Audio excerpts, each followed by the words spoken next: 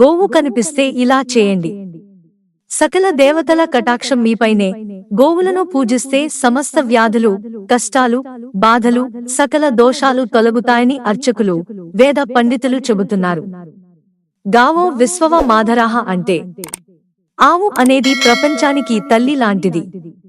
Go అనేది సకల దేవతల స్వరూపమైనటువంటిది కాబట్టి గోవును పూజిస్తే సకల దేవతలను పూజించినట్లెనని అన్నారు.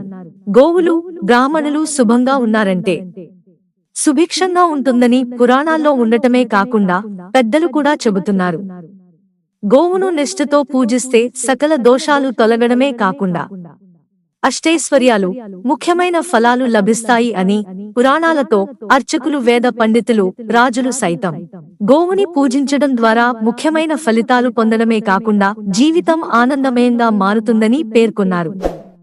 గోవు మహత్యాన్ని పురాణాల్లో కూడా గొప్పగా చెప్పాయని వేద పండితులు వెల్లడిస్తున్నారు. గోవులను పూజిస్తే సకల దేవతల ఆశీస్సులు, కరుణ కటాక్షాలు లభించడం ద్వారా కార్యసిద్ధి లభించడమే కాకుండా కోరిన కోర్కెలు తీరుతాయని అర్చకులు, వేద పండితులు చెబుతున్నారు. ఉదాహరణకు మనం తిరుపతి శ్రీ వెంకటేశ్వర స్వామివారి ఆలయానికి వెళితే శ్రీ వెంకటేశ్వర స్వామివారే ఉంటారు.